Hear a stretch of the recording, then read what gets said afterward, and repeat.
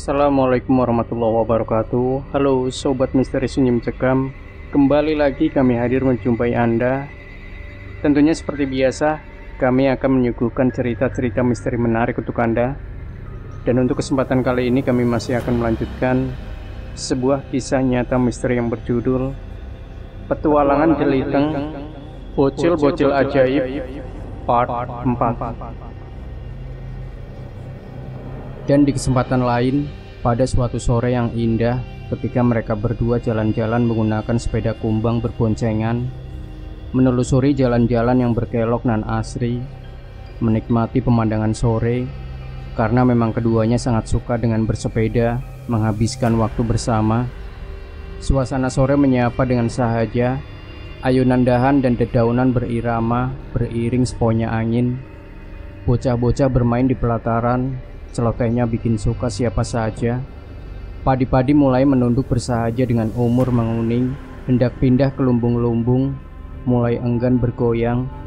Sudah berat di atas, walau angin sedikit menggoda dengan tiupannya.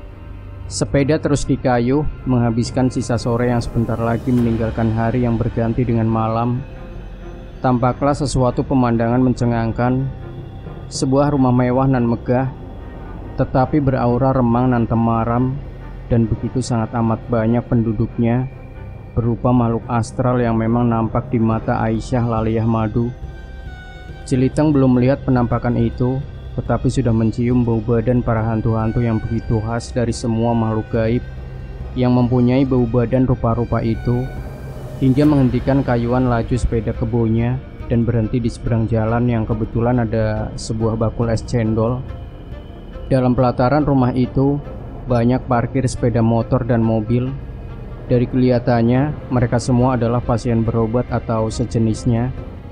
Ternyata dari pengamatan mereka juga mendapat keterangan dari penjual es cendol, memang perdukunan, dan pasiennya banyak sekali, hingga tamunya meluber sampai badan jalan sebelah rumah mewah tersebut.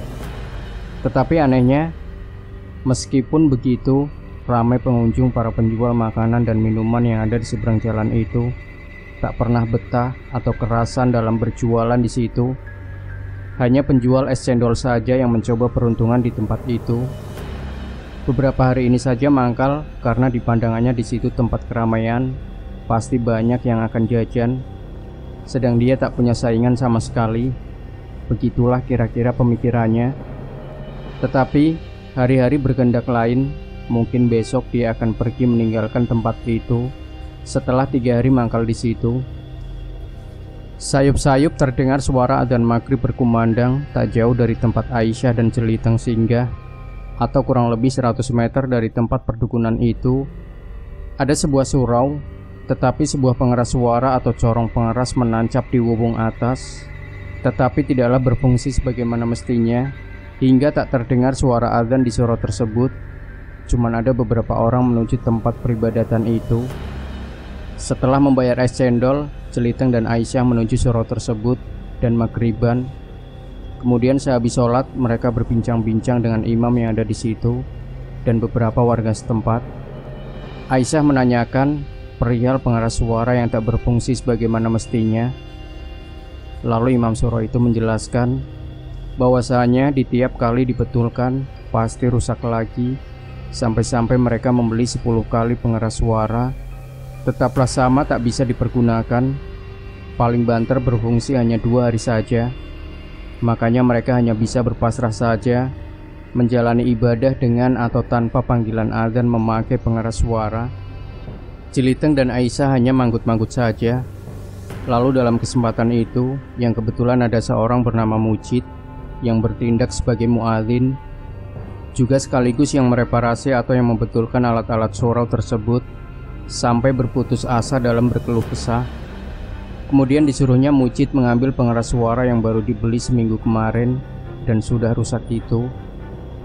Dengan seizin imam surau tersebut, tak berselang lama Mujid kembali membawa pengeras suara atau corong ke dalam surau. Dia bilang ini sudah dibetulkan dan berfungsi dengan baik ketika diuji cobakan di rumah. Tetapi kenapa setiap dipasang di atas surau tidak berfungsi sebagaimana mestinya? Aisyah memperhatikan kemudian mengusap-usap corong pengeras suara itu, persis ketika mengusap punggung Jeliteng yang gatal karena ulat berbulu atau memang gatal karena ada panunya atau memang waktu itu ingin mengerjain Aisyah saja ketika itu. Jeliteng ketika memperhatikan tangan-tangan halus Aisyah ketika mengusap-usap corong itu, langsung dia ingat kejadian ketika tangan halus nan mulus itu membelai punggungnya yang menimbulkan cengar-cengir pada dirinya sendiri.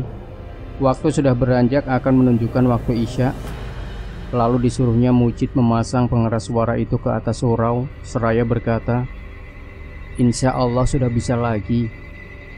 Kalau sampai mati lagi, akan kuobrak-abrik rumah itu," kata Aisyah yang membuat bingung Mujid dan Pak Imam. Karena merasa tidak memahami arti perkataan Aisyah tentang yang akan mengobrak-abrik rumah itu, Mujid pun naik ke atap wuwung dari surau itu, tetapi dia turun kembali. Katanya ada pocong sedang berdiri bersandar pada tiang penyangga dari corong surau tersebut.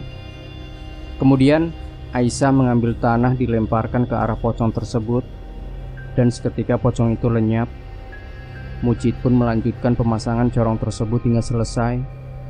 Waktu Isya pun tiba, azan pun dikumandangkan oleh Mujid dengan merdunya, dan mereka pun sholat berjamaah sebagaimana mestinya. Aisyah memohon diri berpamitan pulang kepada warga setempat dan berjanji besok waktu maghrib akan datang kembali ke surau untuk sholat berjamaah kembali, sekalian mengontrol keadaan pengeras suara itu. Mereka pun bersalaman dan saling mengucapkan terima kasih. Aisyah dan Jeliteng pun melangkah pulang, dan di kayunya lagi sepeda kebonya berboncengan. Di jalan yang sepi, ada lelaki parubaya mencegatnya pas di depan rumah mewah tadi. Jeliteng turun seraya mengelurkan tangan mengajak berjabat tangan, tetapi bapak parubaya itu menolaknya. "Oh, jadi kamu yang membuat piaraanku menangis tadi," kata bapak itu. Kemudian melanjutkan perkataannya lagi. "Anak-anak bau kencur sudah berulah di hadapan yang sudah malang melintang di dunia ini. Sudah bosan hidup ya?" katanya menyombongkan diri.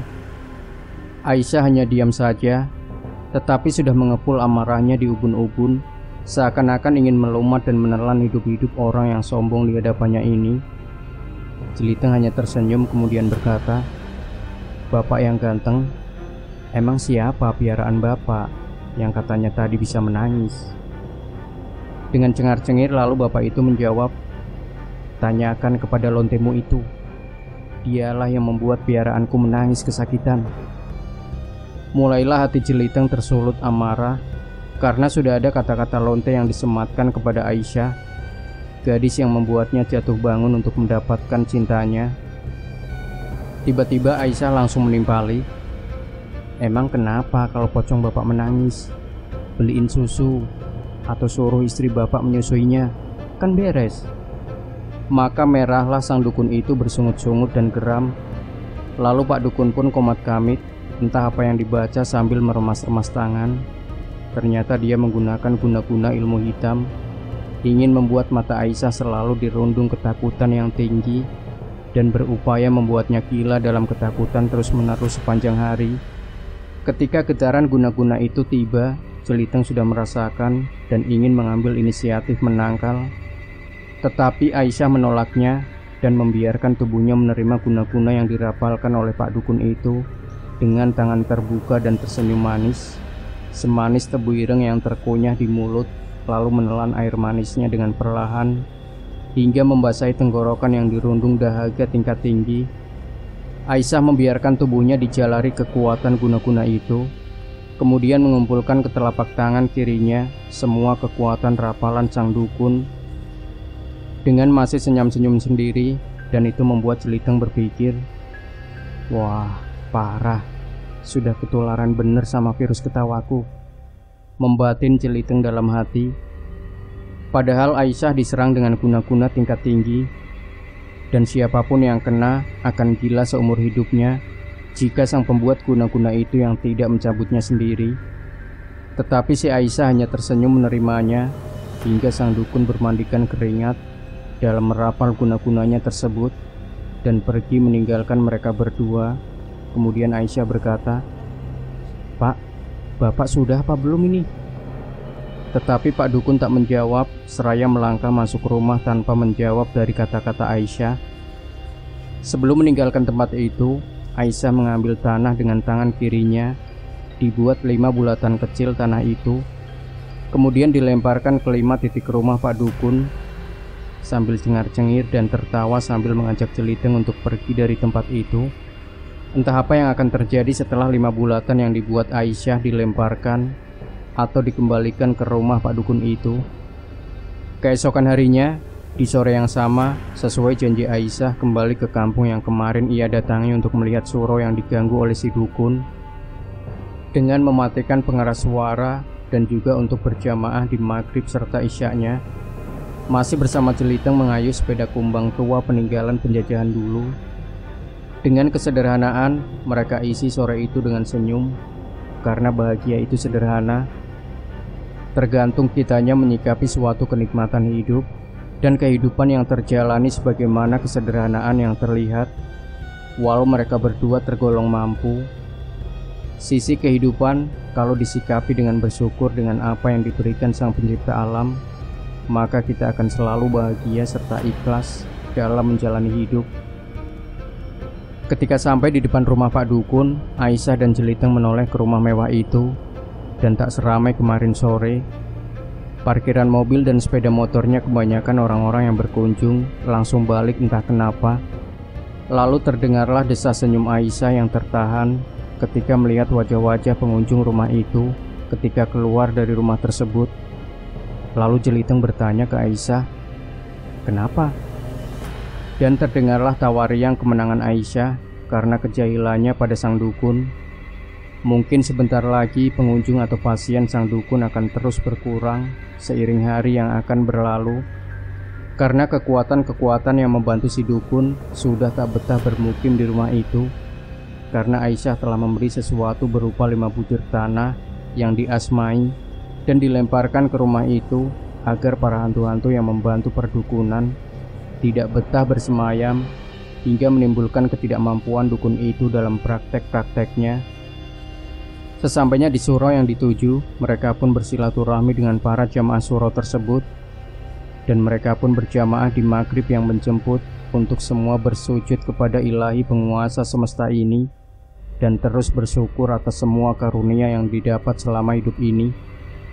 Jeliteng pun didaulat menjadi imam di maghrib itu, dan selesai sholat berganti isya, memberi sedikit tausiah sebagai siraman rohani di suro tersebut.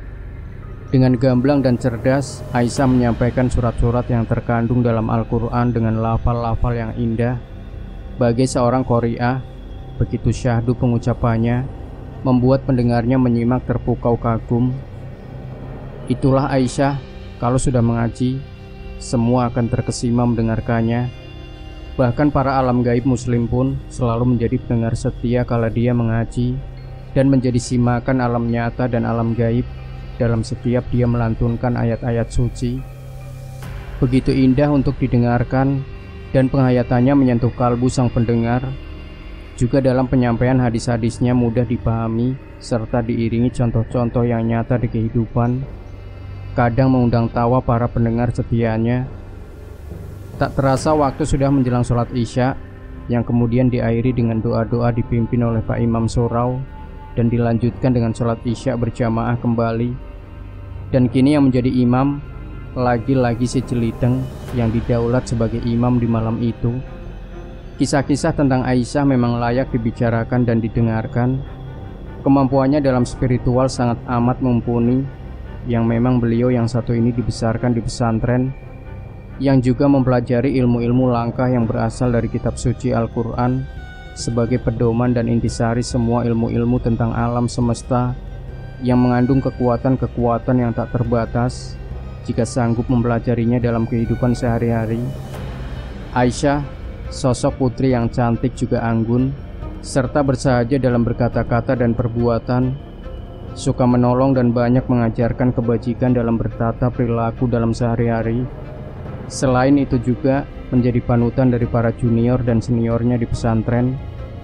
Sebagai anak sematawayang dari seorang kiai pengembara dengan nama Sidik, atau dikenal dengan sebutan Gus Sidik, yang memiliki ilmu aneh-aneh di bumi ini yang dikaji dalam ilmu-ilmu yang terdapat kitab suci, menjadikan beliau rendah hati dalam bersikap dan perbuatan, juga memiliki teman serta santri-santri dari kalangan jin-jin muslim yang tersebar di Nusantara ini, menjadikan beliau semakin menunduk dalam bersikap, dalam perbuatan semakin santun, dan ilmu-ilmunya sebagian sudah diturunkan kepada Aisyah sebagai anak semata wayangnya. Di kehidupan pesantren, Aisyah sangat bersahaja, tetapi ketika berjalan dengan jeliteng di luar pesantren, perilakunya sudah beda, entah ketularan sifat jeliteng atau kebawa pengaruh-pengaruh kejahilan, jeliteng tak tahu jelasnya.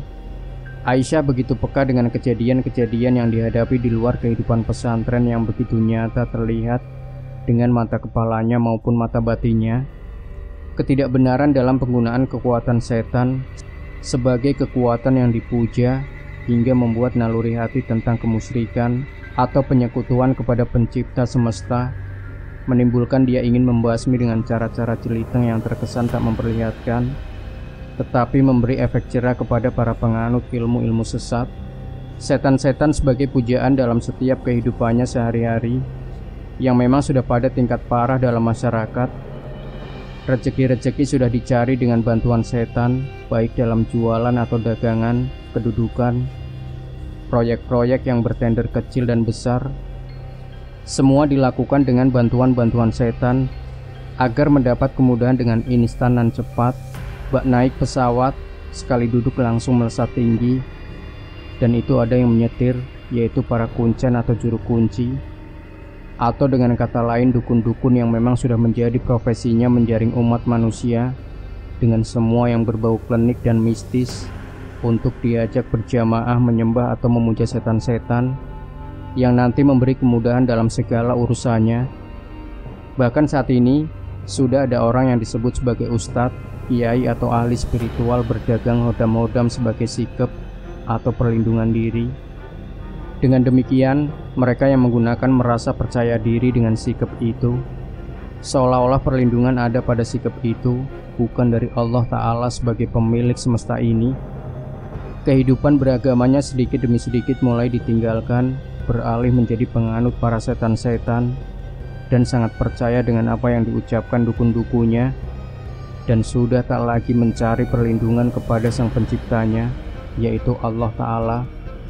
Aisyah ketika mengetahui ketidakbenaran akan selalu terletup semangatnya untuk membenarkan jalan-jalan yang dianut sebagian manusia yang salah jalan, menggunakan cara-cara yang pernah jeliteng contohkan, tidak serta-merta memerangi, tetapi membuat seseorang sadar tanpa mengetahui kalau dia atau mereka disadarkan ke jalan yang benar dengan cara yang sederhana dan halus. Sebagai contoh, perdukunan yang semakin marak di kalangan masyarakat, maka Aisyah dengan gamblang membeberkan contoh nyata tentang ilmu perdukunan yang dia pelajari dari ayahandanya sendiri dan diterapkan dalam dukun-dukun sakti, agar para pasiennya merasa tak manjur lagi ketika meminta pertolongan kepada sang dukun. Aisyah hanya datang ke dukun atau ustadz maupun kiai yang menggunakan cara penyembuhan, pelarisan, atau pamor kepribadian yang menggunakan kekuatan jin-jin atau hodam, berpura-pura minta tolong kepada dukun atau kiai yang sebelumnya dia sudah mengasmai rumah sang dukun, atau lebih tepatnya sudah mengikat para jin-jin atau hodam agar tak bisa membantu praktek sang dukun, hingga apa yang diinginkan Aisyah tidak dapat dilaksanakan oleh sang dukun atau kiai tersebut. Maka lambat laun sang dukun akan tidak manjur lagi dalam setiap prakteknya dan akan dijauhi oleh pasien-pasien hingga hilanglah kekuatan dalam yang memperbantukan. Kekuatan setan, jin dan lain sebagainya. Itulah yang dilakukan Aisyah ketika mencontoh kebiasaan-kebiasaan jeliteng dalam membantu, yaitu memberi tanpa memperlihatkan tangan, menolong tanpa meminta imbalan, tetapi untuk urusan makan enak selalu meminta lebih ketika disuguhi, atau jahilnya akan semakin menjadi jika tidak dituruti. Itulah kenangan-kenangan ketika Aisyah dan jeliteng masih bersama merajut hari dengan berpetualang di daerah sekitar lingkungan kota, menebar kebajikan-kebajikan dengan menyembunyikan tangan, bersedekah tausiah, berdakwah langsung kepada pribadi, hati setiap orang yang dirasa perlu disadarkan dari kekeliruan dalam pandangan hidup, agar tak terjerumus dalam kesesatan duniawi yang kian hari semakin menutupi sendi-sendi umat beragama pada umumnya, menjernihkan pola pikir tentang kerukunan umat beragama, saling rukun walau beda adat, dan cara berpandangan dalam suatu tatanan berkehidupan berdampingan bersama. Ada kejadian saat mereka berkunjung ke rumah teman, dan bersamaan itu ada juga seorang tamu. Mereka pun ngobrol bersama dalam satu ruangan. Setelah beberapa saat perkenalan, si tamu temannya Aisyah bernama Bapak Sukardi menawarkan penggandaan uang dengan menjadi 10 kali lipat dari modal utama. Dan Bapak Sukardi ini adalah seorang ahli spiritual dalam pengobatan guna-guna dan pelarisan dan lain sebagainya. Juga beliau ini adalah salah satu ustadz yang sudah dipanggil Gus di kalangan perkampungan sekitar dia bermukim. Itu menurut cerita teman Aisyah tadi, dan diamini oleh beliaunya, Pak Sukardi atau Gus Kardi. Jeliteng hanya manggut-manggut kayak kebo bego dalam mendengarkan cerita-cerita mistik beliaunya ini. Sedangkan Aisyah menyimak sambil terus berpikir untuk bisa mengetahui siapa dia dan benarkah dia punya kemampuan itu. Lalu Aisyah menyeletuk dan berkata, "Pak, saya punya uang 2 juta dan hanya 2 juta." Lalu Aisyah mencolek Jeliteng.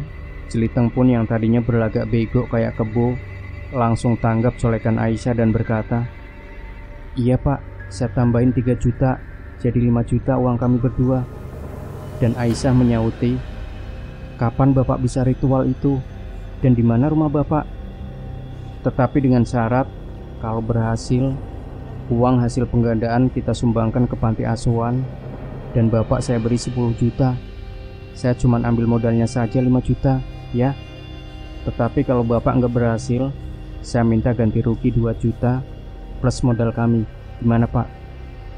Merasa tertantang, Bapak Kardi atau Gus Kardi menyanggupi setuju.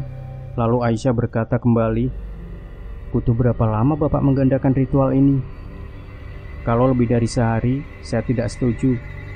Harus sehari uang itu nambah.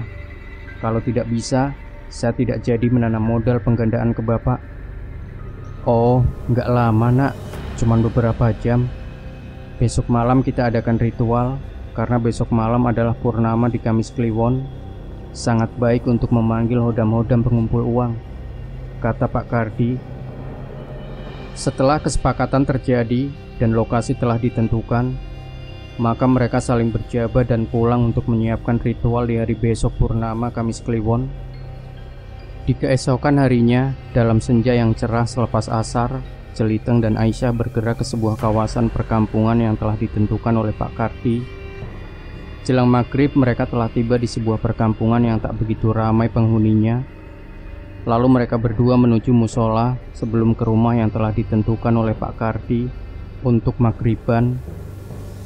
Selepas maghrib, mereka menuju ke rumah Pak Kardi yang diberitahu oleh jamaah musola tadi. Dalam perjalanan ke rumah Pak Kardi, Aisyah sudah merasakan memang banyak hodam-hodam di sekitar rumah Pak Kardi.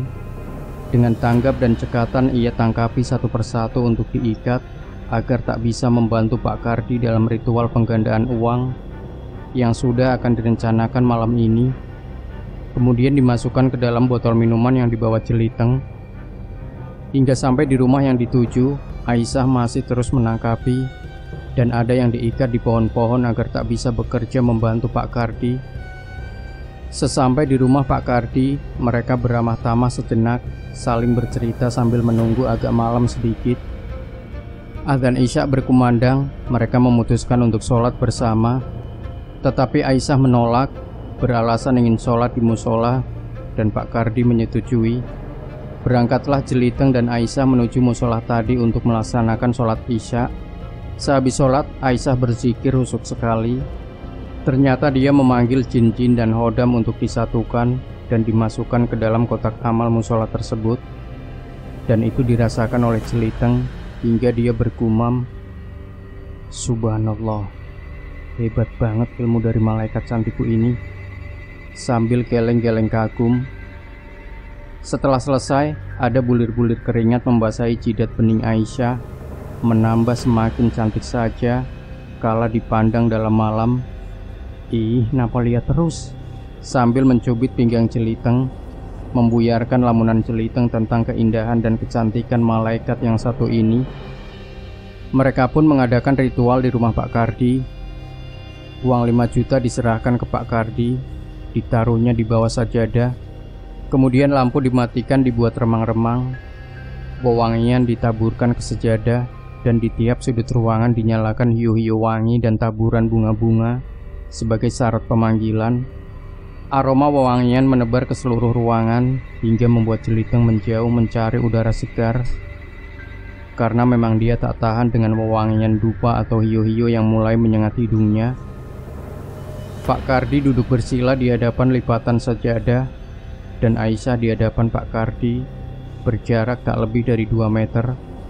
Pak Kardi mulai merapal doa-doa yang dilanjutkan dengan wirid terus-menerus untuk memanggil semua hodam-hodam penggandaan uang. Dengan khusyuk, Pak Kardi terus memanggil para jin-jin untuk membantunya, tapi tak satu pun yang datang, hingga keringat mengucur dari seluruh tubuhnya. Tetapi yang dipanggil tidaklah datang. Hingga akhirnya jelang pagi, Aisyah tetap menunggu Pak Kardi merapal doa-doa, sedangkan jeliteng molor di teras depan rumah Pak Kardi. Bagaimana mau datang, semua sudah diikat Aisyah dan dimasukkan di kotak amal musola. Dan Pak Kardi pun menyerah hingga mau membayar ganti rugi yang sudah ditetapkan, tetapi Aisyah menolak dan berterus terang bahwa semua hodam yang dipanggil Pak Kardi telah ia ikat dan dimasukkan ke dalam kotak amal musola. Juga menerangkan bahwa perbuatan itu tidak diperbolehkan oleh agama, kecuali hanya untuk kegiatan amal dan pembangunan tempat peribadatan yang memang benar-benar membutuhkan. Kini Pak Kardi pun semakin sungkan dan hormat pada Aisyah, bahwasanya ada anak muda yang ilmunya jauh di atasnya. Dengan begitu, hormat Pak Kardi berjabat tangan ingin mencium tangan Aisyah, tetapi ditolaknya dengan halus. Malam telah menampakkan sepinya pada suasana, dihiasi bintang dan cerah langit. Angin melepaskan maksud pada daun-daun untuk mengikuti nyanyian syahdu iramanya. Kerlap-kerlip bintang saling menyapa, mega-mega menggoda dengan sedikit menghalangi keceriaan para bintang-bintang. Separuh purnama enggan tersenyum, meski sang bintang gemintang terus menggoda. Kidung-kidung serangga malam tampilkan harmoni kedamaian di peluk malam kian rapat, dinginnya yang setia menemani. Ujung-ujung maksud angin membawa kabar tentang kesunyian, menyatukan peluk hangat peraduan dengan nafas-nafas lelap pembaringan. Burung malam mengepakkan sayap, melayang berputar-putar, seolah-olah tahu ada sebangsa gaib sedang melintas malam. Ditembang-tembang mimpi mereka menyerupai perjalanan sebuah keinginan yang terpacu dalam arah benak sang pemimpi dalam nyatanya, yang lalu dianggapnya sebuah pertanda atau hayalan akan sebuah kisah yang akan terjalani di saat esok hari. Dalam perjalanan kisahnya, Aisyah adalah sosok yang terlahir dari seorang ibu bernama Nur Hamidah dengan bapak bernama Sidik. Lahir di pedesaan yang berbatasan dengan hutan di Kabupaten Malang. Sejak berumur beberapa hari, ibunya telah meninggalkannya selamanya kembali ke rahmatullah. Dalam tenang senyum mengembang, hingga membuat Aisyah kecil piatu ibu. Sejak lepas dari ASI sang ibu, Aisyah kecil tak mau menyentuh air susu yang lain. Berbagai upaya sang bapak mencari akal agar anak semata wayangnya mau meminum susu sebagai makanan untuk kelangsungan hidupnya. Tetapi si Aisyah tetap menutup rapat-rapat mulutnya, hingga sang bapak selalu mencari para ibu-ibu yang sedang menyusui untuk dapat memberi ASINya kepada Aisyah. Tetapi yang disusui tetap tak mau menyentuhnya. Susu formula, susu sapi, bahkan susu kambing pun sudah pernah dicobakan. Tetap saja si Aisyah kecil tak mau menyentuhnya, seolah-olah tak mau makan dan ingin berjumpa dengan ibu kandungnya. Tubuhnya kian kering, tangisnya pun kian melemah karena tak ada asupan yang masuk ke dalam tubuhnya, hingga membuat sang bapak ikut puasa seperti Aisyah yang puasa air susu yang diberikan kepadanya. Itu membuat iba siapa saja yang menjenguk atau melihatnya. Keduanya pun semakin layu. Bapak anak melayu lemas tak berdaya dan bergairah di fana kehidupan ini. Sampai suatu malam, selepas malam sang bapak bertahajud memohon dan berserah diri kepada Gusti Allah dalam rimba hutan yang gelap dan lebat di kaki Gunung Semeru, karena memang sang bapak ingin menyepi menyatukan perasaan dengan alam. Apa yang sedang terjadi dengan putri kecilnya hingga tak mau meminum susu atau memakan sesuatu sebagai sumber nutrisi bagi kelangsungan hidupnya. Sehabis bertahajud, sang bapak terus berzikir mengumandangkan asma Allah dalam hati yang ditakbirkan kepada alam semesta di keheningan hutan lebat dengan kehusukan setara hening alam malam, sampai beliau ini tertidur tak sadarkan diri, lelap dalam kelelahan, juga lemas karena berpuasa. Dalam tidurnya, beliau didatangi sosok yang dia kenal dan cintai, berpakaian putih-putih, selayak jubah ihram, dan mengelus kepalanya dengan lembut seraya menyuruhnya pulang ke Aisyah. Kemudian menunjukkan jemarinya ke arah sarang lebah yang ada di atas tempatnya bertahajud dan berzikir tadi, lalu tersenyum dan menghilang pergi. Pagi telah menjemput selepas subuh dengan keadaan setengah tak percaya bahwa dirinya telah bermimpi istrinya yang menyuruhnya pulang dan menunjuk sebuah sarang lebah adalah sebuah pertanda bahwa dia harus pulang dan mengambil madu pada sarang lebah itu untuk asupan Aisyah. Dengan tanpa kesulitan, Kusidik mengambil sarang lebah yang penuh dengan madu itu, lalu bergegas membawanya pulang dengan harapan agar si Aisyah kecil mau meminumnya. Dan memang benar, sesampai di rumah, diperahnya madu hutan itu, kemudian dioleskan ke bibir Aisyah kecil, hingga bibir kecil nan mungil itu merasakan manis, yang kemudian mengecapnya berulang-ulang seakan-akan meminta lagi. Maka pada saat itulah Aisyah kecil terus meminum madu alam sebagai pengganti ASI yang tak ia dapatkan dari seorang ibu yang memang sudah pergi meninggalkannya semenjak usianya baru beberapa hari menginjak kelahiran. Sang bapak pun akhirnya terus berkelana keluar masuk hutan untuk mendapatkan madu alam yang disukai Aisyah kecil. Karena madu-madu hasil kebun pun Aisyah kecil tidak mau juga meminumnya. Nama Aisyah pun berganti dari Aisyah Lailiyah Hamidah menjadi Aisyah Lailiyah Hamidah Madu, atau lebih dengan disebut Aisyah Lailiyah Madu sampai saat ini. Karena terus mendapat asupan dari alam itu, membuat tubuh Aisyah mendapat kekuatan-kekuatan alam semesta yang sudah tergaris dari kodratnya, hingga dia dengan cepat bisa menyerap unsur-unsur kekuatan alam dengan cepat, sesuai dengan arahan dan petunjuk sang bapak, tanpa mendapat halangan yang berarti. Tetapi hingga sampai dewasa, dia tak sekalipun menyentuh kehidupan hutan dan gunung-gunung seperti yang dilakukan oleh sang bapaknya. Dia hanya keluar masuk area pondok pesantren saja dan tak lebih, karena memang tak ada kesempatan atau keinginan untuk memasuki hutan itu yang memang tidak diperbolehkan oleh sang bapak, yang dikhawatirkan akan banyaknya kekuatan-kekuatan hutan yang ingin hingga pada tubuh Aisyah, sedangkan tubuh atau sukmanya belum siap dengan masuknya kekuatan-kekuatan gaib yang berasal dari hutan yang ikut kepadanya, yang bisa mempengaruhi dalam kejiwaan nantinya. Sang bapak pun berpesan, nanti bila tiba saatnya, kalau memang dia si Aisyah menginginkan melihat apa saja yang ada dalam hutan gunung dan ingin mengambil atau menolak kekuatan-kekuatan gaib tersebut, harus sudah menikah terlebih dahulu. Itu dimungkinkan agar supaya pengaruh-pengaruh keburukan yang ada bisa secara langsung tidak bisa serta-merta menempel atau mengikuti dalam jasad kasarnya, atau lebih dikenal merasukinya dalam penyampaian pesan-pesan yang kurang berkenan di kehidupan sehari-hari.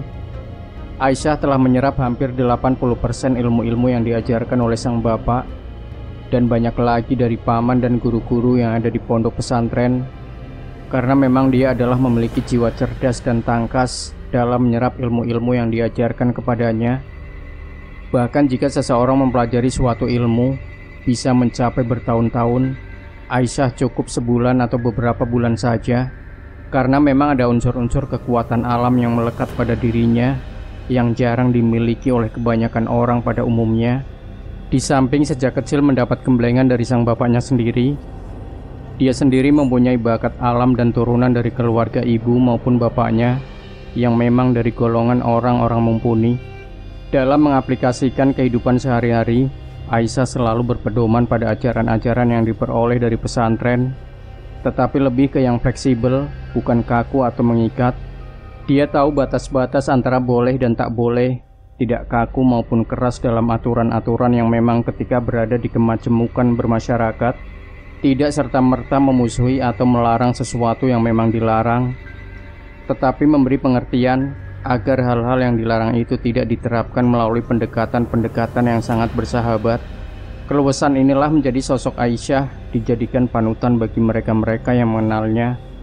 Tetapi yang dibenci adalah orang-orang yang suka mencari jamaah dalam menyembah setan atau jin melalui ritual-ritual yang memang menyesatkan dalam keberagamaan dalam masyarakat pada umumnya, tetapi tidak serta-merta menghukum manusianya atau pelaku pemujaan, tetapi kepada gaib yang dipuja, entah diusir, diikat, ataupun harus dimusnahkan dengan caranya sendiri, yang lebih condong ke manusiawi dan beradab daripada menampilkan kekejaman. Pernah suatu ketika, ada seseorang yang hidupnya senang dengan hal-hal gaib dan mempelajari ilmu-ilmu dari jin-jin yang dijadikan pedoman dalam dia berguru. Dia bukanlah sosok dukun atau paranormal, tetapi merupakan sosok pengidola jin-jin dengan segala bentuk kelebihannya, dan juga menimba ilmu dari jin-jin tersebut. Setelah dia dapat mempelajari dan menguasai, dia praktekkan ilmunya untuk dicobakan kepada tetangga, teman, maupun orang yang tidak disukainya. Sebagai uji coba ilmu-ilmunya tersebut, setelah orang yang diuji coba mengalami hal-hal aneh dalam beberapa hari, entah kesakitan atau digoda, rumahnya dan lain-lain sebagainya, kemudian dilepaskan kembali sesuai keinginannya, dan itu terus-menerus dilakukan pada setiap korbannya. Dan kebetulan korbannya adalah junior Aisyah di pesantren yang waktu itu pulang ke kampungnya dan menjadi korban dalam uji coba tersebut. Namanya Siti Maimunah. Dia dapat merasakan kalau dia mendapat gangguan dari seseorang, tetapi tidak bisa berbuat banyak dalam menangkal. Maka dia pun menghubungi Aisyah untuk menjenguknya. Seketika setelah tahu bahwa temannya mendapat gangguan, Aisyah pun menetralisir terlebih dahulu si Siti dengan membersihkan seluruh kekuatan gaib jahat yang menyelimuti dirinya. Kemudian mendatangi rumah sang pembuat sakit seraya bersilaturahmi, berpura-pura meminta tolong bahwa Aisyah mengalami sakit seperti yang dialami oleh Siti Maimunah, dan dia katakan persis. Lalu orang itu bertanya lebih detail perihal sakit yang dialami oleh Aisyah, dan dalam hati Pak Ponijan bergumam, anak ini katanya sakit seperti ilmu yang kucobakan kepada si Siti. Berarti ada orang lagi yang seperti diriku di daerah sekitar sini yang mempunyai ilmu seperti diriku. Siapa ya? Gumam Pak Ponijan. Lalu Pak Ponijan meminta waktu sebentar kepada Aisyah untuk masuk ke dalam rumah, meminta petunjuk kepada para jinnya untuk berkomunikasi. Seketika itulah Aisyah bergerak karena Pak Ponijan memanggil para jinnya. Dengan cepat Aisyah memberi pembatas atau serupa garis pelindung agar para jin yang ada di dalam rumah keluar. Yang di luar rumah Pak Ponijan tak bisa masuk ke dalam, semacam asmaan pembersih atau penyapu jin maupun setan agar tak bisa memasuki rumah atau ruangan tertentu. Setelah itu Aisyah juga mempersiapkan ilmu ajian serap jiwa yang dipelajari dari sang ayahandanya, yaitu Kusidik, untuk memusnahkan ilmu-ilmu sesat Pak Ponijan tanpa dia sadar bahwa ilmu yang dimilikinya telah hilang. Pak Ponijan pun keluar rumah lagi karena tak mendapat petunjuk dari para jinnya yang memang sudah dinetralkan semua oleh Aisyah, hingga dia keluar menemui Aisyah dengan geleng-geleng kepala tak percaya bahwasanya dia tidak sadar apa yang telah dilakukan Aisyah pada rumahnya. Dan Aisyah pun memohon pamit seraya berjabat tangan memohon diri untuk pulang. Dengan berjabat tangan inilah ajian serap jiwa menarik semua ilmu-ilmu sesat Pak Ponijan menjadi musnah tanpa Pak Ponijan menyadarinya.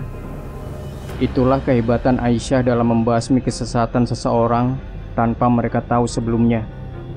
Kota Malang masih hadirkan kesejukan abadi, memberi arti pada nuansa tersendiri pada pribadi-pribadi yang memang butuh ketenangan dan kedamaian dalam mengisi sisi-sisi hidup yang kadang-kadang membuat penat dan resah rasa.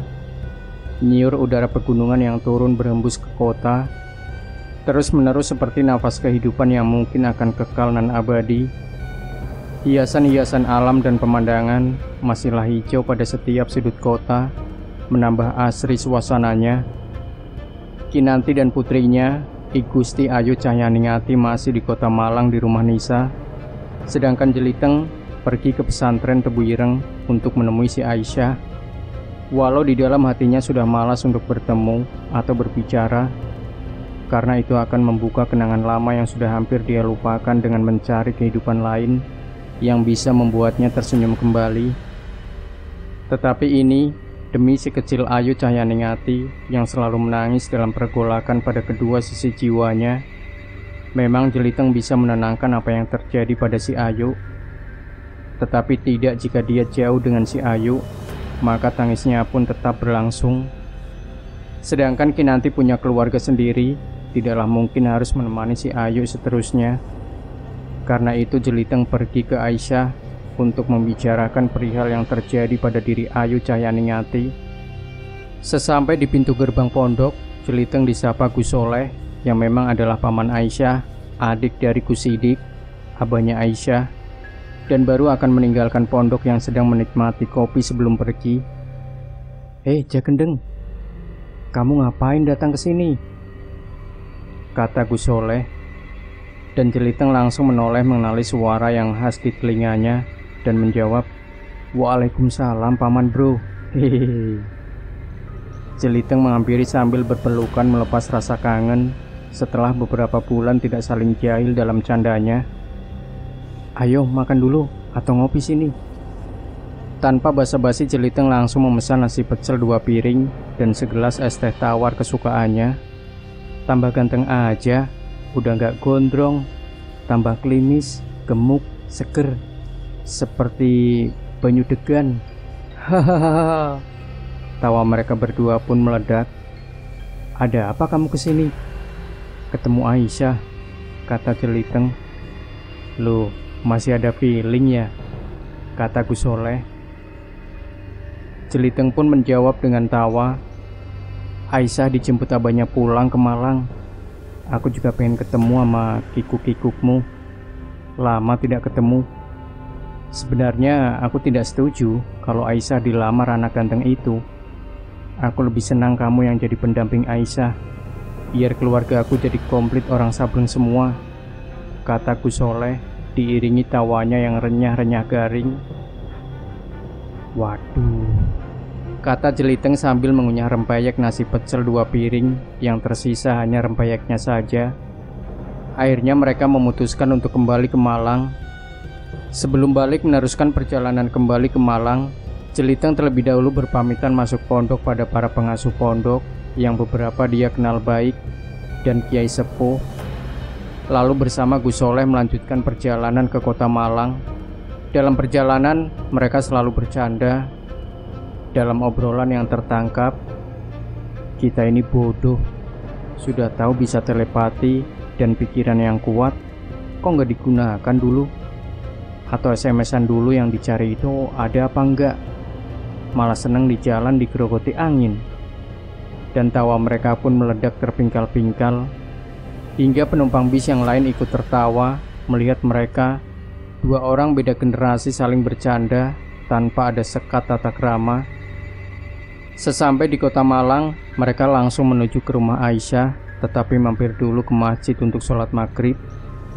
Habis itu makan di emperan toko. Dari situlah Gus Soleh melihat sosok jenglot betina berputar-putar di sekitar pohon beringin tak jauh dari tempat mereka makan. Kemudian Gus Soleh mengeluarkan sesuatu dari dalam tas kulit kerbaunya, berupa botol kecil yang sangat wangi, hingga Jeliteng nyengir menyingkir karena memang dia tak tahan dengan aroma wewangian mistik. Dan juga mengambil sapu tangan menaruh paha ayam yang sudah tergigit sedikit, ditaruh di sapu tangannya untuk membungkus, yang terlebih dulu dilaburi minyak mistik tersebut. Lalu berjalan menuju pohon beringin, dan bungkusan sapu tangan yang berisi paha ayam tersebut diletakkan di bawah pohon beringin. Tak seberapa lama ada hembusan angin begitu cepat di sekitar pohon beringin dan kemudian hilang. Dan Gus Soleh melangkah mengambil bungkusan sapu tangannya yang berisi paha ayam tersebut. Ternyata sudah berisi jenglot betina dengan kuku tajam berambut putih, memanjang, melebihi panjang kakinya. Mulut menyeringai dengan gigi-gigi yang tajam dan tak beraturan, dan paha ayam pun lenyap tak bersisa. Sambil tersenyum nyengir, sapu tangan itu beliau masukkan ke dalam tasnya, dan Jeliteng hanya garuk-garuk kepala dengan senyum-senyum geli melihat penangkapan Jenglot yang dilakukan oleh Gus Soleh. Jenglot itu memang harus diamankan oleh Gus Soleh, dan nantinya akan dilepas atau dikembalikan ke alamnya, agar tidak mengganggu masyarakat di sekitar situ, biar tidak menjadi tahayul dan dipuja hingga menjadi tempat permintaan-permintaan yang tidak sebagaimana mestinya. Jika diketahui bahwa di pohon beringin itu ada jenglotnya, jika seseorang yang tahu bahwa di pohon beringin itu berpenghuni jenglot, maka orang akan berasumsi akan memuja. Untuk sebagian orang yang beriman tipis, maka akan memberikan sesaji-sesaji yang berujung kemusyrikan dalam kepercayaannya, bisa saja menjadi tempat-tempat permintaan rezeki atau lainnya. Itulah yang dikhawatirkan oleh Gus Soleh nanti di kemudian hari. Mereka berdua pun bergerak ke arah barat menuju rumah Aisyah. Jelang Isya, Jeliteng dan Gus Soleh telah sampai di rumah Aisyah. Entah kenapa tiba-tiba langkah kaki Jeliteng begitu berat, dan dadanya bergemuruh tak karuan, seperti gelombang pantai yang terlanda badai, hingga sedikit tertinggal dari langkah Gus Soleh yang kian cepat ketika memasuki pekarangan rumah Aisyah. Mereka berdua masuk ke dalam rumah, dan tampaklah Aisyah dan Gus Sidik menyambut ramah, saling berjabat tangan dan saling berucap salam, sebagaimana layaknya tak saling jumpa untuk waktu yang memang beberapa lama.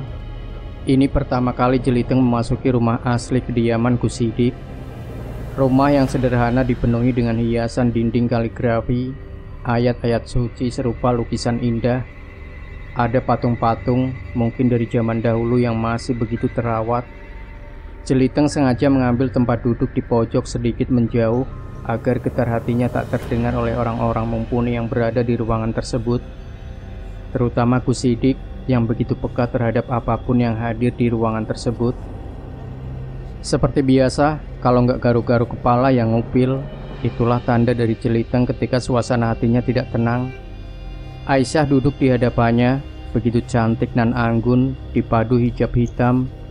Wajahnya yang putih berseri sangat kontras dengan hijabnya, hingga menambah cantik raut wajah. Senyum terus terkembang, entah melihat Jeliteng yang mati kutu atau sedang bahagia karena ketemu paman tercintanya. Tak tahu pasti itu yang membuat Jeliteng semakin kelepek-kelepek ingin menggigitnya. "Kok bisa kamu sampai bareng sama si Jeliteng?" kata Gus Sidik kepada adiknya, yaitu Gus Soleh. "Iya, ini tadi ketemu di Tebu Ireng, sama-sama nyari Cahayu ini," kata Gus Soleh. "Ada apa Toleh?"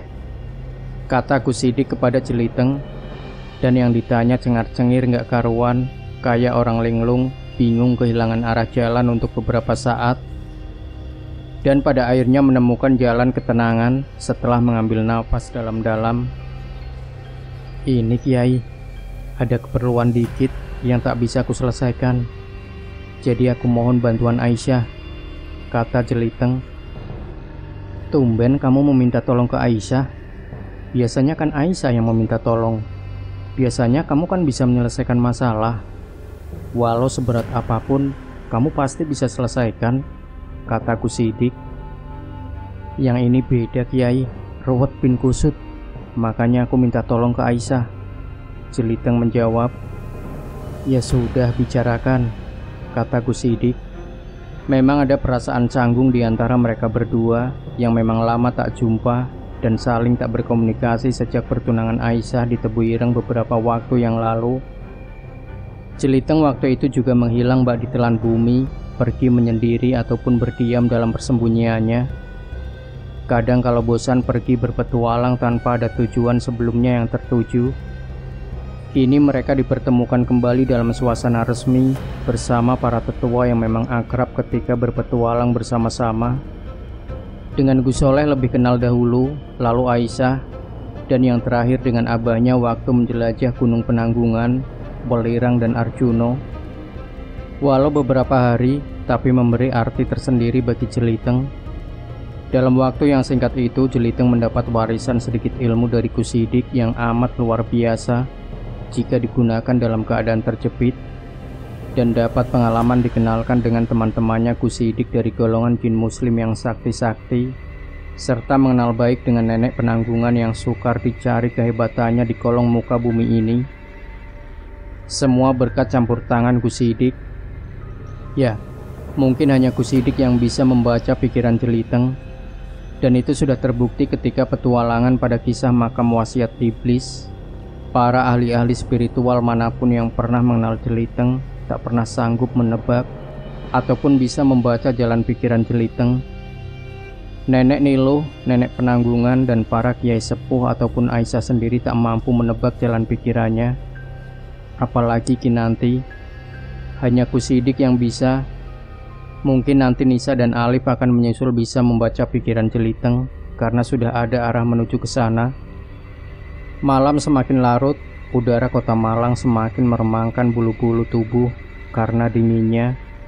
Kusidik dan adiknya asik berbicara jenglot yang ditangkapnya, sedangkan Aisyah dan Jeliteng berbicara di teras depan sambil memandang bintang-bintang yang sedang bimbang karena megah-megah menutupi keceriaannya.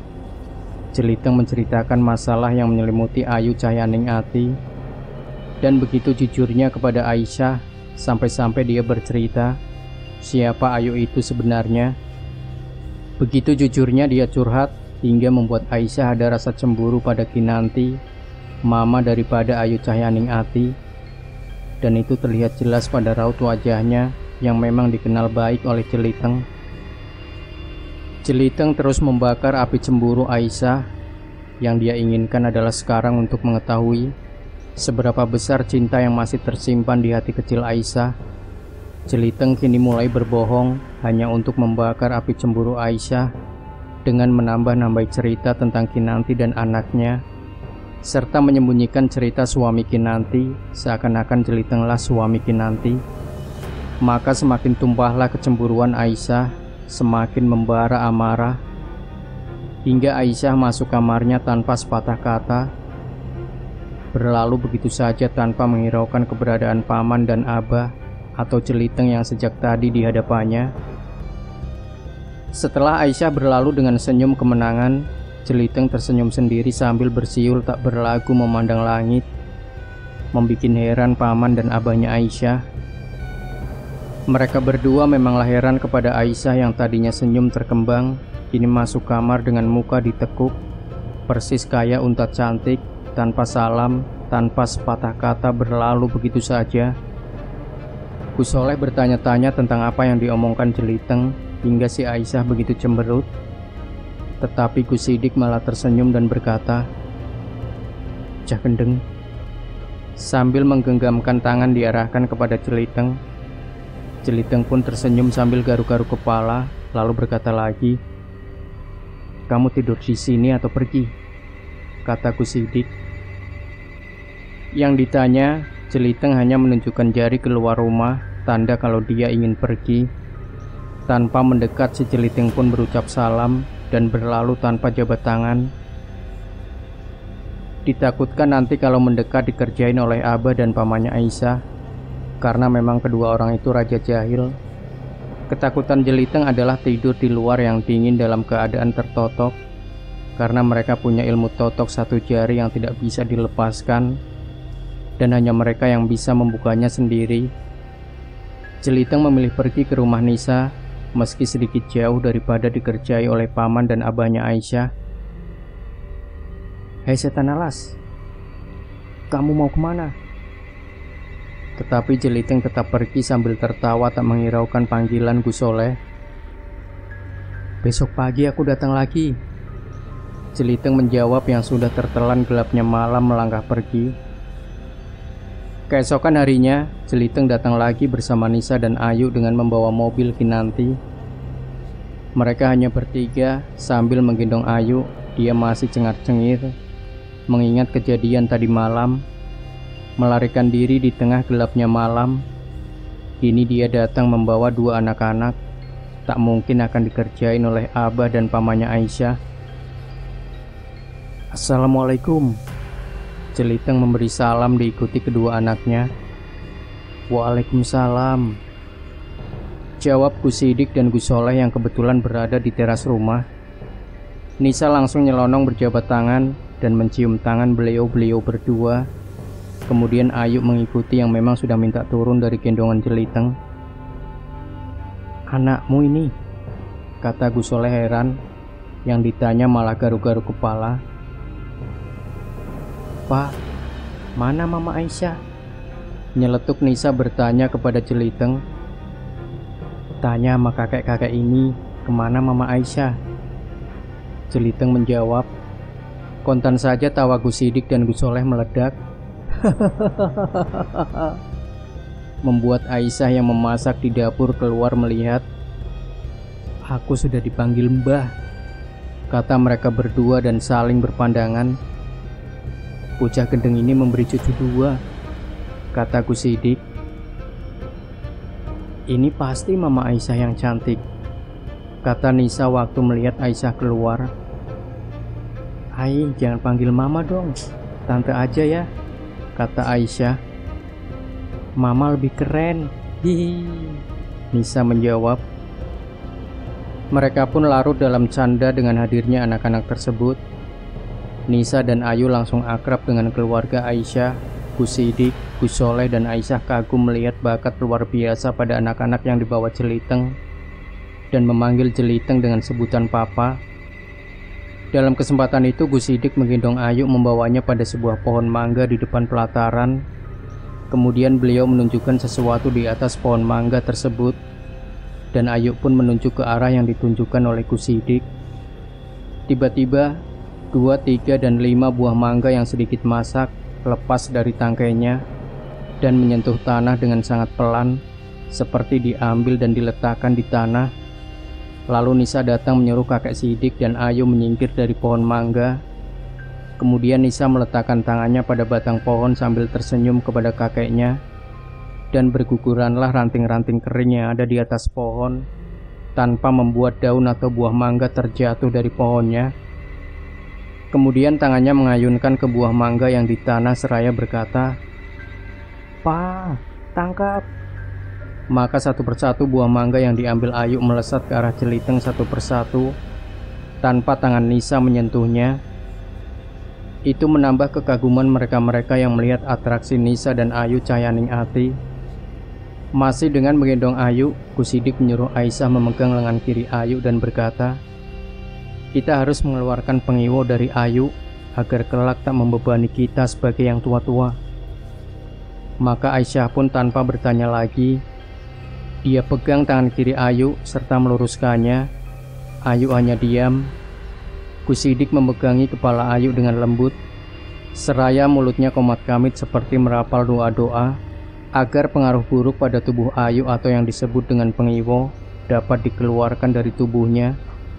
Aisyah mengurut tangan Ayu perlahan demi perlahan hingga apa yang dia maksud keluar dari tubuh Ayu.